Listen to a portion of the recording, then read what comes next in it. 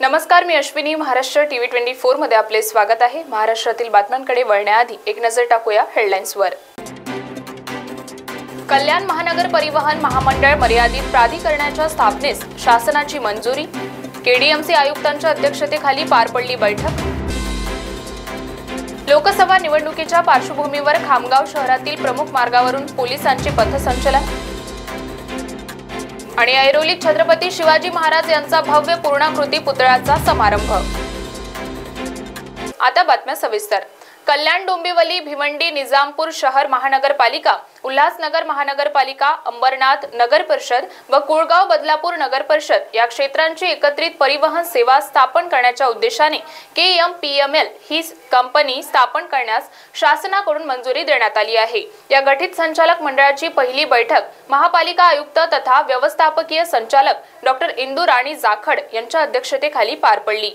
या बैठकीत या मंडळामार्फत पुढील नियोजन व धोरणात्मक निर्णय घेण्याबाबत निश्चित करण्यात आली आहे.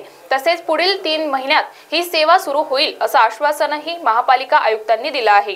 या निर्णयामुळे परिसरातील नागरिकांना रेल्वे व्यतिरिक्त आणखी एक सक्षम सार्वजनिक वाहतूक पर्याय रास्त दरात उपलब्ध होणार आहे. शहरातील वाहतूक कोंडीची समस्या कमी होण्यास मदत होणार आहे.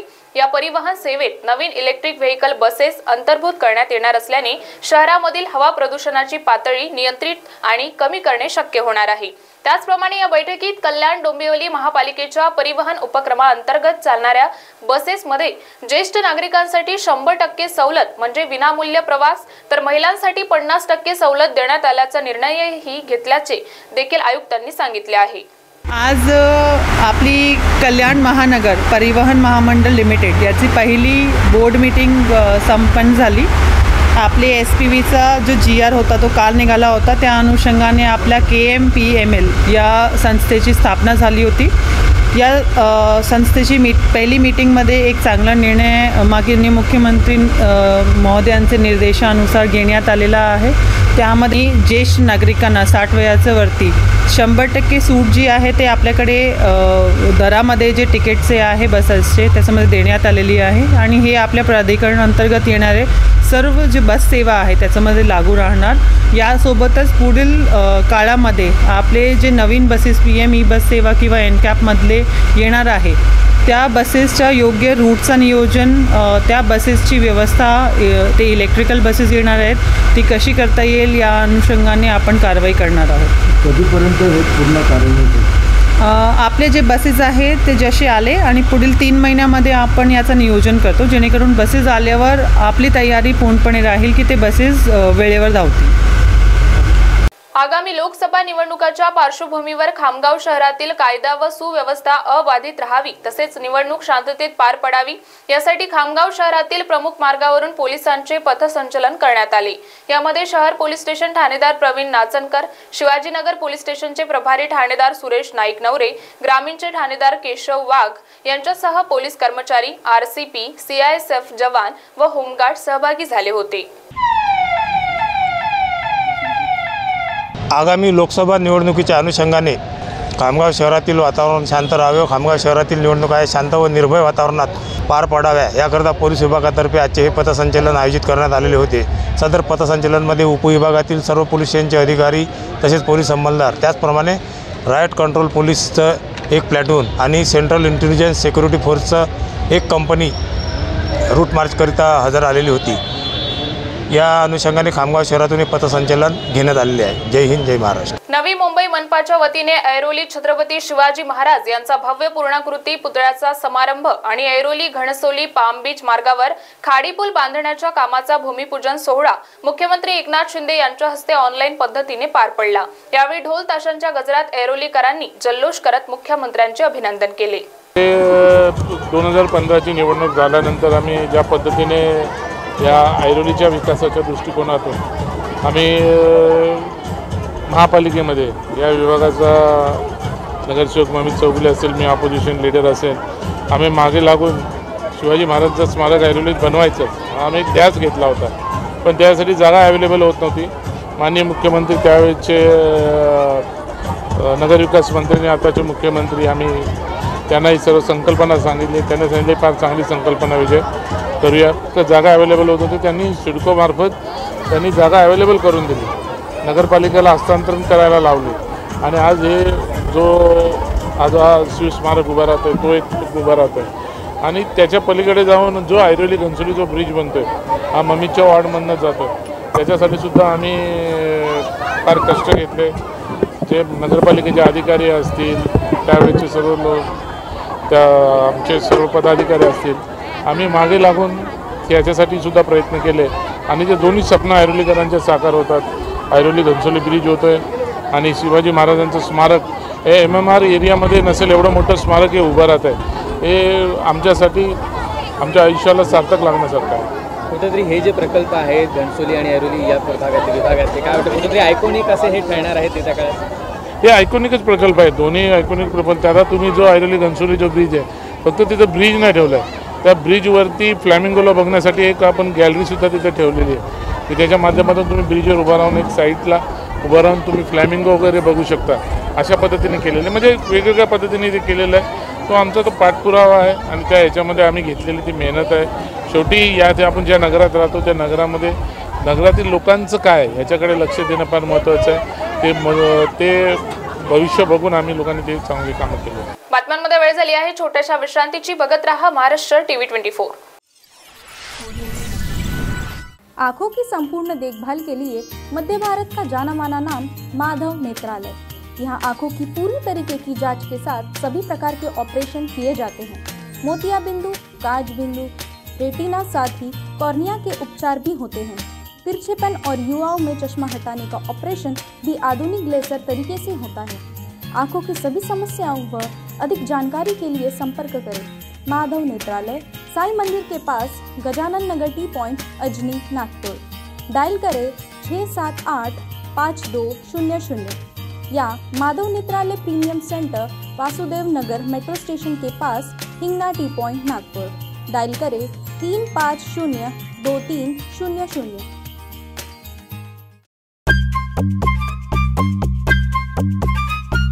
सबसे अलग दिखेगी आपकी पसंद कृष्णा मेंस।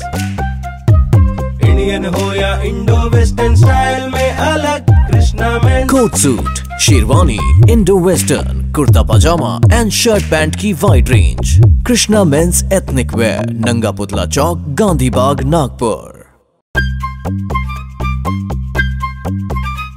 इस खबर के प्रायोजक है शिवशंकर आयुर्वेदिक क्लिनिक, अनुभवी डॉक्टर से सज्ज, सभी प्रकार के आयुर्वेदिक दवाइयाँ मिलने का एकमात्र स्थान। इनका पता Shivshankar ayurvedic clinic, doctor Mangala Ketkar hospital के सामने, महाजन मार्केट के पास, टेम्पल बाजार रोड, सीताबर्डी, नागपूर। विश्रांतीनंतर वळूया समोरील बातम्यांकडे। भाजपबद्दल वार्ता होती की ते छोटे पक्ष संपवतात, एकंदरीत असं होऊ नये, त्यांचा स्वाभिमान पक्ष लोकसभेत राहायला पाहिजे अशी आमची इच्छा आहे। राणांच्या टीकेवरून कमळाचं तिकीट मिळत असेल तर चांगली गोष्ट आहे, अशी प्रतिक्रिया बच्चू कडू यांनी दिली आहे। राज्य संस्था असू दे का राज्य असू दे का केंद्र असू दे, बजेटच्या एकूण उत्पन्नापैकी 5% खर्च हा दिव्यांगावर झाला पाहिजे, हा कायदा आहे आणि कायद्यानुसार खर्च केला नाही तर मग आता पुढे आंदोलन करावं लागेल। नाही मी खासदारची निवडणूक लढणार नाही, विधानसभाच लढणार आहोत। पहिले इथलं कार्य होऊ द्या, मग आपण केंद्रात जाऊ। मला वाटतं ते काही फार महत्त्वाचं नाही आहे आणि हे भांडणं काही देशाच्या हितासाठी नाही आहे, स्वतःसाठी आहे। त्याच्यानं एवढं चिंतन मंथन करायची गरज नाही। ते जी काही भाजपबद्दल एकंदरीत वार्ता होती का ते छोटे पक्ष समाप्त करतंय, तर तसं होऊ नये। त्यांचा स्वाभिमान पक्ष त्या लोकसभेमध्ये राहायला पाहिजे अशी आमची इच्छा आहे। एकंदरीत आता त्या राणाच्या टीकेवरून कमळाचं तिकीट त्यांना देणार आहे तर याचा अर्थ तोच निघेल ना। लोकसभेसाठी इच्छुक उमेदवार म्हणून शरद पवारांची भेट घेण्यासाठी आलो होतो। मी जयंत पाटील यांना भेटून चर्चा केली। पक्षश्रेष्ठी ठरवतील जागा द्यायची की नाही ते, कारण जनतेचे, गोरगरीब, कष्टकरी आणि शेतकऱ्यांचे असे खूप काही प्रश्न आहेत। हे प्रश्न घेऊन मी येथे चर्चेसाठी आलो होतो। विधान परिषद निवडणुकीत मत घेऊन ताकद दाखवली होती। मी चांगली लढत देऊ शकतो म्हणून मी लोकसभा निवडणुकीसाठी इच्छुक आहे, अशी प्रतिक्रिया वर्धेचे नितेश कराळसर यांनी दिली आहे। तसेच वर्ध्याचे विद्यमान खासदार रामदास तडस हे मंदगतीने काम करत असल्याचेही ते यावेळेस बोलले। महाविकास आघाडीकडून सीट शेअरिंगमध्ये वर्धा लोकसभा मतदारसंघाची जे 2024ची निवडणूक होणार आहे यामध्ये सीट शेअरिंग राष्ट्रवादी काँग्रेसला गेली असं सध्या चर्चा होती जिकडं तिकडं. म्हणून एक इच्छुक उमेदवार म्हणून मी इथे माननीय पवार साहेबांची भेट घेण्यासाठी आलो होतो आणि सोबतच माननीय जयंत पाटील साहेबांची भेट मी इथं घेतली. एक इच्छुक उमेदवार म्हणून त्यांना मी माझी इच्छा व्यक्त केली. त्याच्यानंतर काही लोकसभेबाबतचे मुद्दे चर्चित होते का जे मी एक उमेदवार म्हणून कसा जिंकून येऊ शकतो आणि लोकांचं सध्याचं ओपिनियन काय आहे, तर याबाबतचे अनेक मुद्दे आता जयंत पाटील साहेबांसोबत मी चर्चेत डिस्कस केले आणि मागच्या वर्षीच्या इलेक्शन आणि त्याच्या 3 वर्षाच्या म्हणजे 3 इलेक्शन लोकसभेचे याबाबत चर्चा झाली. त्याचा डाटा ॲनालिसिस करून मी त्यांना सांगितलं का असा तो रेशिओ आहे, तर हे म्हणजे काँग्रेस राष्ट्रवादीचं कॅडर वोटिंग किती आहे याबाबत चर्चा करून मला इंडिव्हिज्युअल किती भेटू शकते असं त्यांना मुद्दे समजून सांगितले आणि पक्षानं सीट दिली तर मी एक विजयी उमेदवार म्हणून महाविकास आघाडीचा असू शकतो. आता शेवटी पक्षश्रेष्ठी ठरवण का ही सीट मला त्यांनी द्यावी का देऊ नये, तर मी माझी बाजू मांडण्यासाठी इथं आलो होतो. ठीक आहे, पक्षांनी घेतलेला निर्णय जो राहील तो मला मान्य राहील आणि एक मी माझी बाजू त्यांच्यासमोर मांडली आणि जर पक्षानं मला सीट दिली तर भविष्यातही मी पक्षासाठी काम करील आणि याच्यानंतर जे काही लोकसभेचा रिझल्ट मागं पुढे होईल, ठीक आहे, जो जिंकेल किंवा हारेल 2 पैकी 1 होईल, पण मी विजयी कसा होऊ शकतो ही त्यांना पटवून दिलं आणि सगळ्या यूथ शेतकरी ज्यांचे मी मुद्दे घेऊन चालतो, बेरोजगार युवक, त्याच्यानंतर महिलांचे मुद्दे, महिलांचे प्रश्न, त्याच्यानंतर कष्टकरी आणि गोरगरिबाचा एक मुलगा जो खेड्यागावातून येऊन ठीक आहे आपली एक राजकीय पार्श्वभूमी घेऊन पहिल्यांदाच मी इथे आलो. ठीक आहे का, एक याच्या अगोदर विधान परिषदेची निवडणूक मी लढवली आणि त्या विधान परिषदेच्या निवडणुकीत अपक्ष राहून मी 8,500 वोटिंग घेतलं, जे इनव्हॅलिड होतं 13,500 मतदान नागपूर मतदारसंघातून. तर त्या मतदारसंघात माझे 5,500 इनव्हॅलिडमध्येही मतदान होतं, म्हणजे मला जवळपास 14-15 हजार लोकांनी त्यावेळेस मतदान केलं आणि ते अपक्ष राहून मी माझी ताकद दाखवली होती. म्हणून आता एक कोणीही तिथं काँग्रेसकडून इच्छुक उमेदवार नव्हता, म्हणून मी लोकसभा निवडणूक लढवण्यासाठी इच्छुक उमेदवार म्हणून इच्छा व्यक्त केली. जर तिकडून चांगले उमेदवार जर माझ्या पुढं असते तर मी ही इच्छा व्यक्त केली नसती. माझी विधानसभेची तयारी वर्धा सेलू मतदारसंघातून ग्राउंड लेवलवर चालू आहे, पण तिथं कोणीही दावेदार नाही आणि 3.5 लाख कॅडर वोटिंग राष्ट्रवादी आणि काँग्रेसचं असताना ही सीट जाऊ नये आणि एखादा ठीक आहे कॅन्डिडेट हा चांगला असावा आणि निवडून येण्याजोगता आणि फाईट देणारा असावा, म्हणून मला माझ्यात असं वाटत होतं का मी इथे चांगली फाईट देऊ शकतो वर्धा मतदारसंघातून. म्हणून मी पक्षश्रेष्ठीपर्यंत आलो आणि आपली बाजू आज मांडली. ठीक आहे, आता ते पक्ष त्याच्यानंतर त्याच्यावर डिसिजन 1-2 दिवसात घेईल. ठीक आहे, जे डिसिजन घेईन ते मला मान्य राहील. माझं गणित म्हणजे 10 वर्ष झाले जवळपास रामदासजी तडस तिथे बीजेपीचे उमेदवार म्हणून तिथे आता निवडून आले 2 वेळा आणि त्यांनी पाहिजे त्या प्रमाणात काम केलं नाही.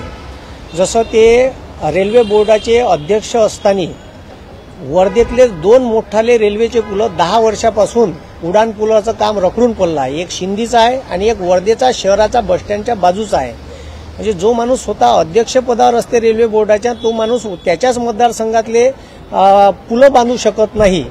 ठीक आहे, त्याचं काम इतकं म्हणजे मंद गतीनं चालू आहे. पहिले तर ते आता लोकांना आंदोलन केले म्हणून ते थोडंफार चालू तरी झालं, नाही तर ते अजूनही पूल व्हायला तयार नाही आहे. त्याच्यानंतर पाहिजे त्या प्रमाणात ठीक आहे बेरोजगार युवकासाठी काहीच काम नाही केलं. आता शेतकऱ्याच्या भाववाढीचा प्रश्न आहे. जसं शेतकऱ्याचं सोयाबीन ठीक आहे 14,000 4,000 होतं, आताही 4,000 आहे. सोयाबीन उत्पादक विदर्भ हा मोठा भाग आहे. कापूस उत्पादक आहे. यवतमाळ, अमरावती, वर्धा आमचे जिल्हे प्रसिद्ध आहे कापसासाठी आणि कापसाचा भाव ठीक आहे हा 10,000 असायला पाहिजे होता. आता मार्केटमध्ये निर्यात बंदी केंद्र सरकारनं केल्यामुळे सरळ कापसाचा भाव हा 6,000च्या घरातच खेळून राहिला. मग मला काय म्हणायचं आहे का खासदार म्हणून रामदासजी तडसनी शेतकऱ्याची बाजू या लोकसभेत मांडली का, आणि त्यांनी ती मांडायला पाहिजे. शेतकरी तुम्ही कोणाही पक्षाचे राहो पण तुम्ही लोकांचे नेते आहे, तर ते पक्षांची बाजू घेतात. ते स्थानिक शेतकरी आणि बेरोजगार युवकाची बाजू घेत नाही. 40 लाख विद्यार्थी या महाराष्ट्रात स्पर्धा परीक्षेचा अभ्यास करते. याच बीजेपी सरकारनं वेगवेगळ्या 238 शासनाच्या प्रवर्गातल्या ज्या नोकऱ्या आहे ह्या कॉन्ट्रॅक्ट बेसिसवर क्लास 2च्या आणि क्लास 3च्या नोकऱ्या भरायच्या असा GR काढला. ठीक आहे, इकडं पॅरललमध्ये 75,000ची भरती काढली आणि इकडं बरोबर GR काढला का पोट्टे लायब्ररीत अभ्यास करत राहील आणि इकडं पुरं अभ्यास करताना त्याला समजणार बी नाही का क्लास 2 क्लास 3च्या पोस्ट ह्या कॉन्ट्रॅक्ट बेसिसवर झाल्या बा आणि तो पोरगा आंदोलनात येणार नाही. ते माझ्या लक्षात आलं, मी आंदोलन घेतलं. साहजिक आहे का वर्धेचे बीजेपीचाच आमदार आहे, खासदार आहे, त्यांनी एक आंदोलनाला भेट द्या लागत होती पण त्यांनी दिली नाही. त्यांना असं वाटलं नाही का हा निर्णय चुकीचा आहे किंवा कोणत्याच बीजेपी आणि खासदार आमदारांनी त्या निर्णयाला विरोध सुद्धा केला नाही. तर ही लाजिरवाणी परिस्थिती आहे का तुम्ही ज्या लोकांच्या मतदानावर निवडून येता, ठीक आहे, जे लोक तुम्हाला मतदान करते त्याची बाजू सुद्धा तुम्ही सभागृहात मांडू शकत नाही.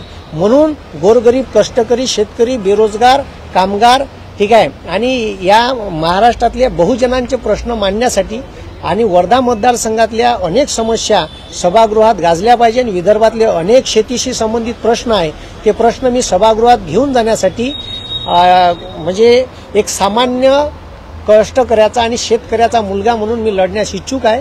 अशी आपली बाजू मी पक्षश्रेष्ठीकडे मांडली. तो अनुभव आला मला आणि आयुष्यात अनुभव येणं आवश्यक असते. मी 5 तास तिथे वाट पाहत होतो, त्यांची नाही भेट झाली.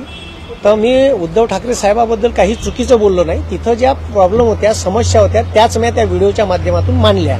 त्या थोड्याफार दुरुस्त व्हायला पाहिजे. पण पवार साहेबांनी मी याच्या अगोदर म्हणजे आजची ही दुसरी भेट आहे माझी पवार साहेबांसोबत. याच्या अगोदर भेट घेतली. साहेबांनी मला 9:30 वाजताचा टाइम दिला. मी 9:35ला पोहोचलो. तर 9:35ला पोहोचल्यानंतर 5 मिनिट साहेब माझी वाट पाहत होते. मलाच आश्चर्य वाटलं का महाराष्ट्राचा एवढा दिग्गज नेता, ठीक आहे, वेळ देऊन 5 मिनिट वाट पाहून राहिला. आणि मी जसं गेल्याबरोबर त्यांनी मला आतमध्ये बोलावलं. आणि हा जो फरक आहे मला असं जाणवलं का 7 वाजतापासून 10 वाजेपर्यंत अर्ध्या महाराष्ट्राला पवार साहेब भेटतात.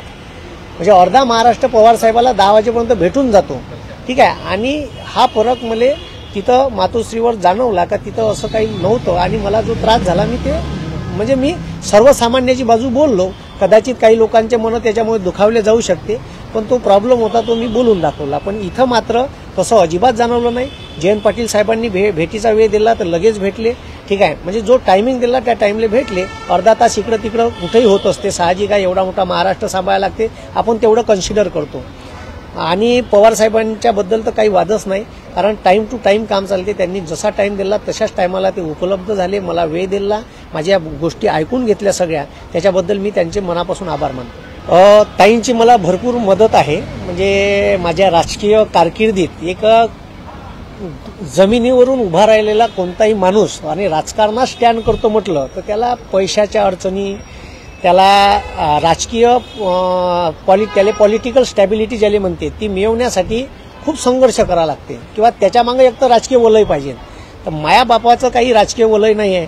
त्याच्यामुळे मला इथपर्यंत येण्यासाठी मला काय संघर्ष करावा लागते. मला लोक दिवसभरात किती फोन करतात, फोन करून मला शिवा देतात, ठीक आहे. भलाही मी चांगली बाजू मांडतो, त्याची हिंमत नाही होत का या कराय मास्तरची पोलीस स्टेशनला जाऊन कंप्लेंट करावं का ह्या खोटा बोलत आहे. पण सत्य बाजू आणि कष्टकऱ्याची आणि गोरगरिबाची बाजू मी नेहमीच मांडतो, बेरोजगार युवकाची मांडतो. म्हणून जे सत्य आहे ते त्याला झोंबते, पण त्याच्या ठीक आहे पक्षावर टीका केली ते त्याला पचत नाही. त्याच्यामुळे ते लोक मला शिवा देतात, फोन करून घाणेरड्या भाषेत बोलतात, ठीक आहे. तर असं कार्य करत असताना टीका टिप्पणी होतेच. महात्मा गांधीवर झाली, डॉक्टर बाबासाहेब आंबेडकरांवर झाली, स्वामी विवेकानंदावर झाली. तर आपण किस खेत की मुली आहे, आपण चिल्लर सामान्य माणसं आहे, आपल्यावर अशा टीका होईल आणि हाच विचार करून मी समोर चाललो आहे. पवार साहेबांचं म्हणजे आता सांगता येत नाही ते काय निर्णय घेईन, पण माझ्या मते असं मला वाटते की पॉझिटिव्ह मत दिसलं. पण काही तांत्रिक माझ्याही अडचणी आहे. मी स्पष्ट बोलणारा माणूस आहे आणि त्याच्यामुळे मी माझी बाजू मांडताना त्यांना असं म्हटलं का माझे यूट्यूबवर मी जसं परखड मत मांडतो तर मी पक्षात आल्यानंतर माझ्या परखड मतावर कुठं प्रभाव पडू नये, कारण मला लोक त्याच्यामुळे ओळखतात. कारण मी नेहमीच ठीक आहे आणि पॉईंट टू पॉईंट मांडतो, अभ्यासपूर्ण मांडतो आणि हे कुठंतरी कमी झालं नाही पाहिजे. त्याच्यामुळे पक्षाला तुमचं नुकसान होईल का हे याचाही म्हणजे थोडासा विचार करणं, तेही त्या बाजूने विचार करा आणि माझी बाजू अशी आहे का मी जे परखड मत मांडतो याच्यावर माझ्या अभिव्यक्ती स्वातंत्र्यावर कुठं गदा आली नाही पाहिजे, अशा मुद्द्यावर काही चर्चा झाली. आता ते काय निर्णय घेते तर ते ठरवलं. नाही, लोकसभेची नाही लढणार अपक्ष, कारण खूप मोठा मतदारसंघ आहे. आपण पैशा पाण्यानं नाही पुरू शकत मोठ्या लोकांसोबत, आणि आपली तेवढी सध्या सोय नाही आहे. पण विधानसभा मात्र लढण्याच्या फुल तयारीत आहे मी. पक्षाची सीट भेटो का नाही भेटो. बारामती लोकसभा मतदारसंघाचा खासदार हा महायुतीचाच 100% नव्हे तर 1000% निवडून येईल असा दावा केंद्रीय अर्थ राज्यमंत्री भागवत कराड यांनी केलाय.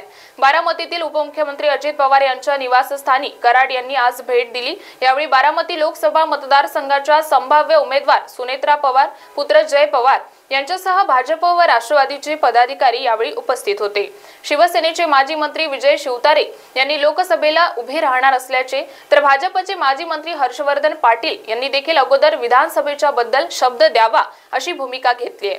शिवतारे यांच्याशी मुख्यमंत्री एकनाथ शिंदे तर भाजपचे ज्येष्ठ नेते माजी मंत्री हर्षवर्धन पाटील यांच्याशी उपमुख्यमंत्री देवेंद्र फडणवीस चर्चा करून मार्ग काढतील असेही कराड यांनी सांगितले.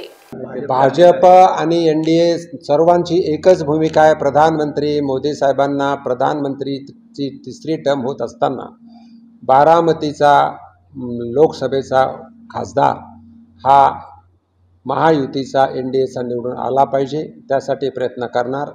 थोडे बहुत जे काय असतील, हर्षवर्धन पाटील असतील किंवा शिवतारे असतील, यांना त्या पक्षाचे नेते त्यांच्याशी चर्चा करून सर्व मदत करतील याची आम्हाला खात्री आहे.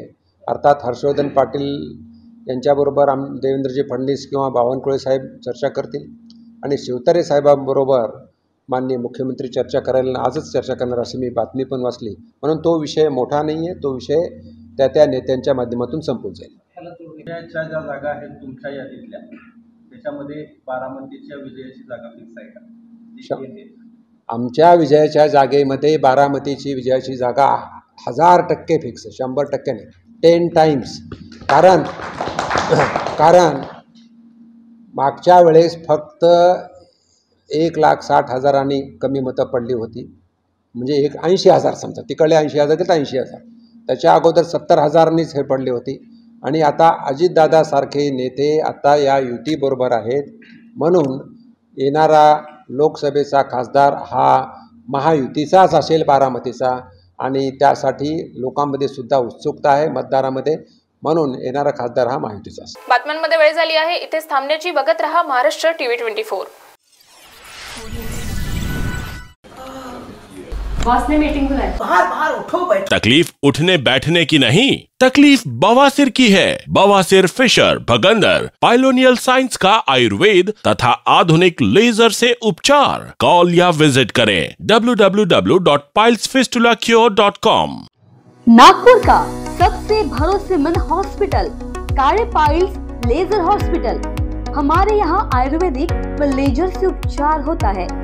Anal fissure, anal fistula, piles, kidney stone है, ओबेसिटी से परेशान है, वेट लॉस करना चाहते हैं, PCOD एंड मेंस्ट्रुअल प्रॉब्लम्स, महिलाओं में अनकंट्रोल्ड यूरिन का प्रॉब्लम है और वजाइनल रिजर्वेशन करवाना चाहते हैं, अपने चेहरे पर असमयी झुर्रियां, त्वचा पर काले दाग आ रहे हैं, आर्थराइटिस प्रॉब्लम्स जैसे कि कमर या घुटनों का दर्द, बालों का झड़ना, असमय सफेद होना, सीने में जलन, पेट फूलना तथा एसिडिटी पर सफल आयुर्वेदिक उपचार, ये सब प्रॉब्लम्स आप झेल रहे हैं तो अभी आए नागपुर के सबसे अच्छा hospital Kale ayurvedic piles laser hospital में, जहां आपको मिलेगा सब समस्या का निवारण. और address Kale ayurvedic piles laser hospital, Umred road, Dighori bus stop के पास, दिघोरी, नागपुर. और कॉन्टैक्ट नंबर 7538387079 और 9423105824. Central provincial school and junior college. शिक्षा पाए अब संस्कार के साथ. Day boarding and residential school. Facilities library, laboratories, computer room, digital classrooms, music, vocal and instrumental, dance, classical and western, sports, indoor and outdoor. Central Provincial School and Junior College, 38 Vedahari, Outer Ring Road, Post Besa, Nagpur. Our branches at Rameshwari and Vedahari.